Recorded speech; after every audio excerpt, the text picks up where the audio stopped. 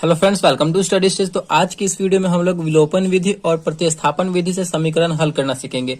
यानी आपको जो है विलोपन विधि को बनाने के लिए एक अलग वीडियो नहीं देखना पड़ेगा और प्रतिस्थापन विधि से समीकरण को बनाने के लिए कोई एक अलग वीडियो देखने की जरूरत नहीं है। आप सिर्फ इसी एक वीडियो में विलोपन विधि और प्रतिस्थापन विधि से समीकरण को हल करना सीख जाएंगे। बहुत ही इंपॉर्टेंट है विलोपन विधि और प्रतिस्थापन विधि, क्योंकि आपकी 10th क्लास की एग्जाम में 100% चांस रहता है कि विलोपन विधि और प्रतिस्थापन विधि से क्वेश्चन पूछा जाता है और वो क्वेश्चन 5 नंबर का होता है। ठीक, और दोनों को बनाने के बाद लास्ट में हम ये भी जानेंगे कि विलोपन विधि और प्रतिस्थापन विधि दोनों में क्या डिफरेंस है, क्या अंतर है। ठीक, तो चलिए सबसे पहले हम इस समीकरण को जो दिया हुआ है, इस समीकरण को हम विलोपन विधि से सॉल्व करते हैं। तो ये हमारा पहला समीकरण क्या है, 3x + 4y = 10, यानी हमारा ये पहला समीकरण हो गया। और ये दूसरा समीकरण है 2x - 2y = 2, यानी हमारा ये दूसरा समीकरण हो गया। और इस समीकरण को जो है हम किस विधि से बनाएंगे, तो विलोपन विधि से बनाएंगे। तो चलिए समझते हैं कि विलोपन विधि में हमें क्या करना होता है। देखिए, विलोपन विधि में जो है आपको कोई एक पद यानी एक टर्म जो है कैंसिल करना होता है। जैसे कि यहाँ पे दो वेरिएबल दिया गया, एक x वाला है और एक y वाला है, दो वेरिएबल है। तो किसी एक वेरिएबल को आपको यहाँ से लुप्त करना रहता है। विलोपन का मतलब क्या है, विलोपन कर देना यानी छुपा देना।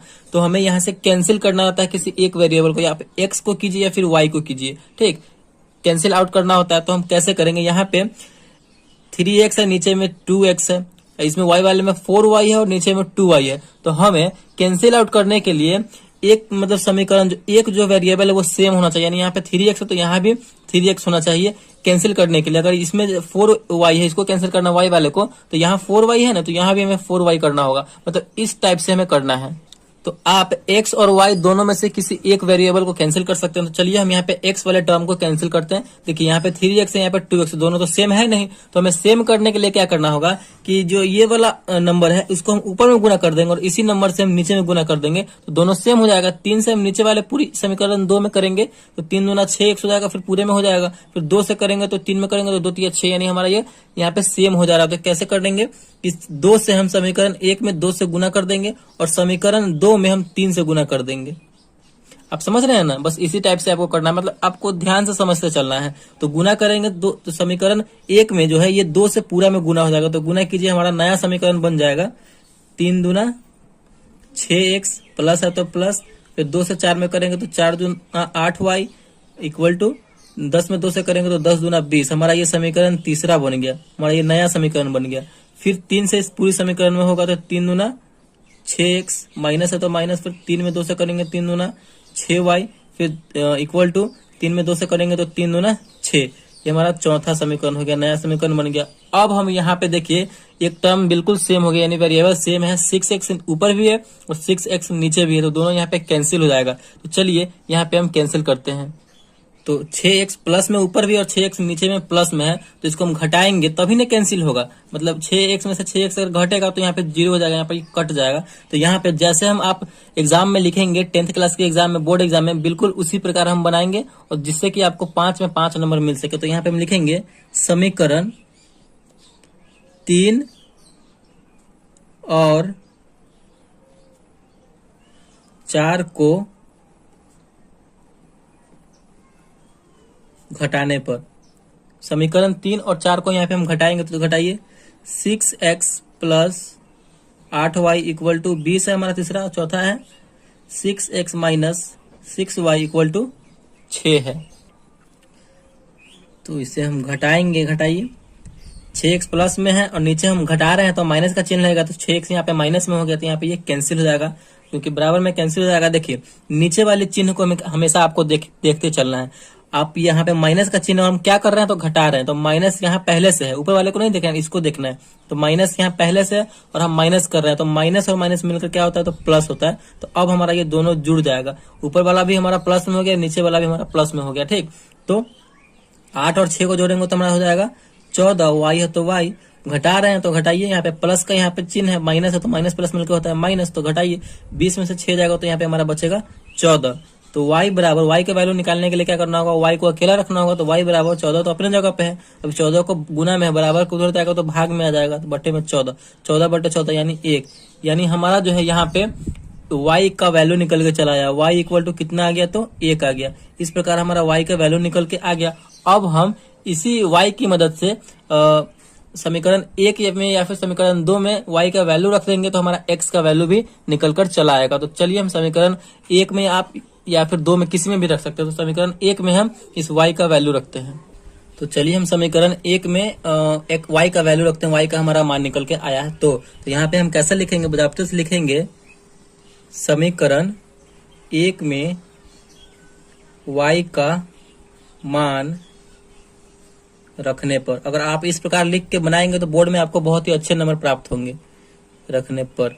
चलिए हमारा समीकरण 1 क्या है, 3x plus 4y equal to 10 है। तो हमें y का मान रखना है, यानी y के जगह पर 1 रखना है। तो यहाँ पे हो जाएगा 3x प्लस 4 और y के जगह पर 1 आया है तो 1 लिखेंगे बराबर 10। 3x प्लस 4 में 1 से गुना करेंगे तो 4 हो जाएगा बराबर 10।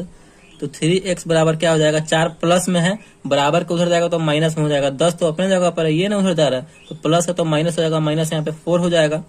तो 3x बराबर क्या हो जाएगा, 10 में से 4 जाएगा तो बचेगा हमारा 6। तो x बराबर क्या हो जाएगा, 6 जगह पे है अपने।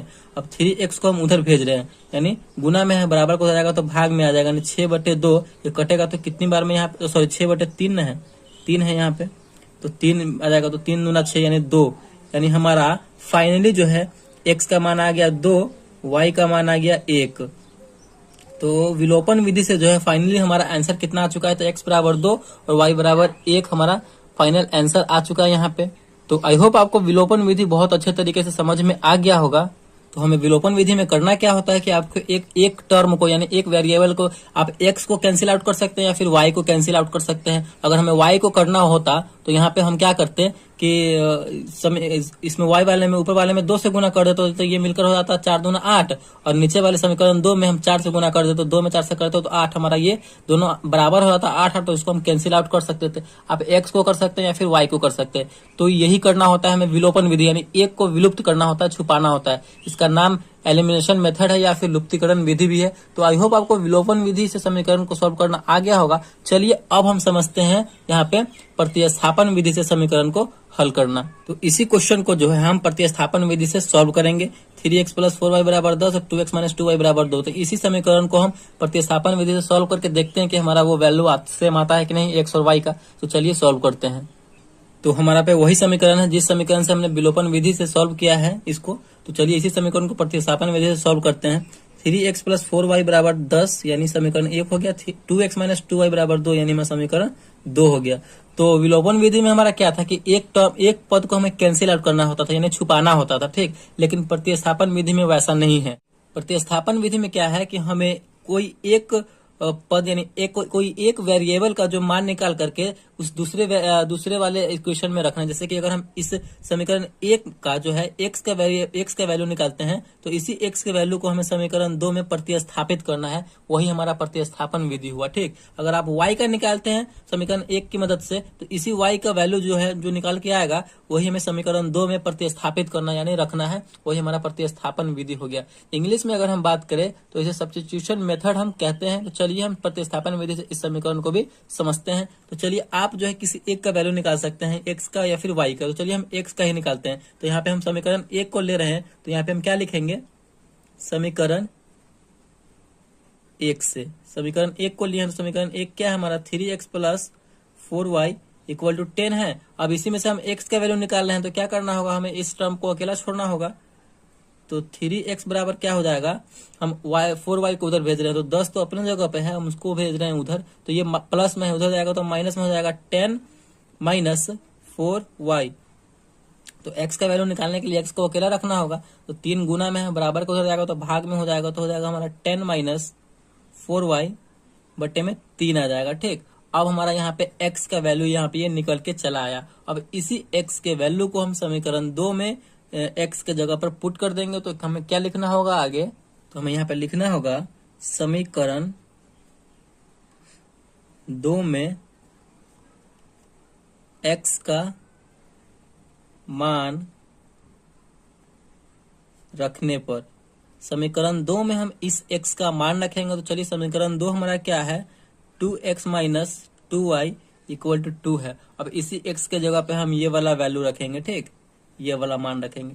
तो रखिए यहाँ पे हम रखेंगे तो क्या हो जाएगा, 2x के जगह पर रखेंगे ये हमारा 10 माइनस 4y बटे में 3 माइनस 2y बराबर 2।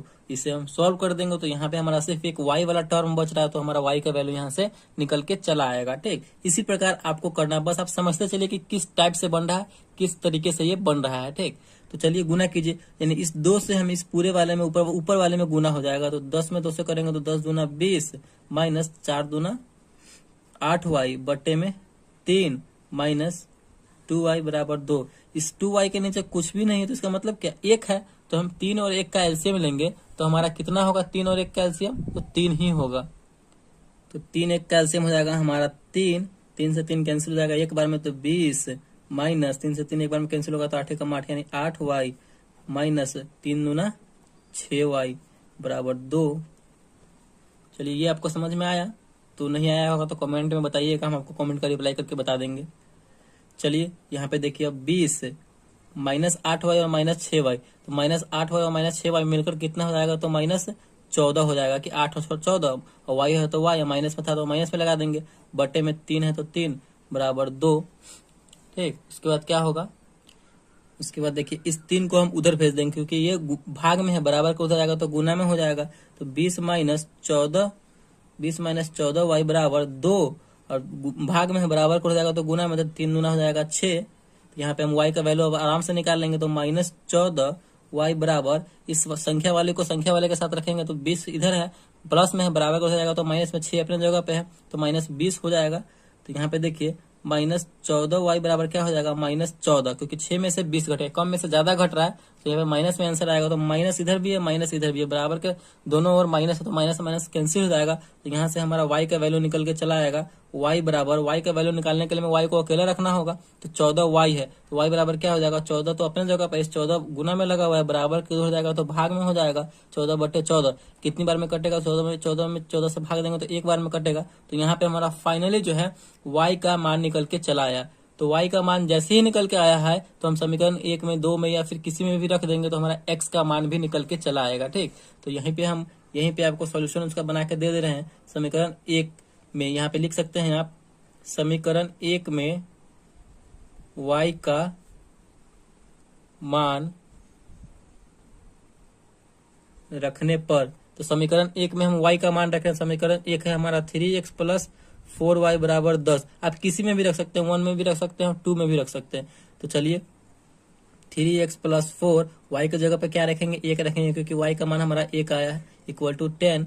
3x बराबर क्या हो जाएगा, देखिए 3x बराबर, हम उसको देखिए इस संख्या में 4 में 1 से गुना करेंगे तो 4 हो जाएगा, तो ये संख्या वाला इधर है और संख्या वाला भी इधर, तो संख्या वाला को संख्या वाले के साथ रखेंगे, 4 उधर चला जाएगा तो 10, और माइनस में 4 हो जाएगा, क्योंकि ये प्लस में है, बराबर को उधर जाएगा तो माइनस में। तो x बराबर क्या हो जाएगा, x का मान निकालने के लिए x को अकेला रखना होगा, तो 3 को हम उधर भेज देंगे, 10 में से 4 गया तो 6, और बट्टे में यहाँ पे भाग में चला जाएगा, क्योंकि यहाँ पे जो है 3 गुना में लगा हुआ है, बराबर को उधर जाएगा तो भाग में हो जाएगा, तो 6 में 3 से भाग दे देंगे, तो यहाँ पे हमारा कट के आ जाएगा 6 बटे 3 यानी 2। फाइनली जो है हमारा x बराबर हो जाएगा 2 और y बराबर हो जाएगा 1, यानी हमारा यहाँ पे प्रतिस्थापन विधि से भी हमारा वही वैल्यू आया, x बराबर 2 और y बराबर 1, और विलोपन विधि से भी हमारा वही मान आया था, x बराबर 2 और y बराबर 1। तो इसी तरीके से हम विलोपन विधि और प्रतिस्थापन विधि को सॉल्व करते हैं। अब समझते हैं कि विलोपन विधि और प्रतिस्थापन विधि में अंतर क्या है।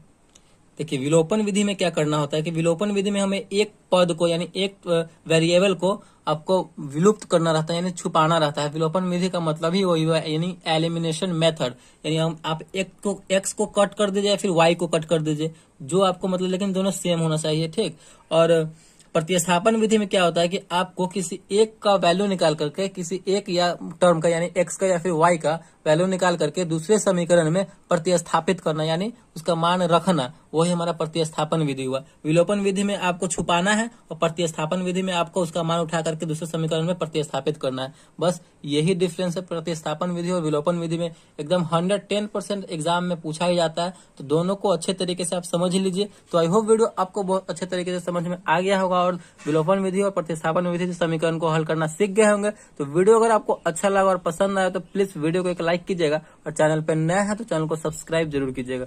Thank you.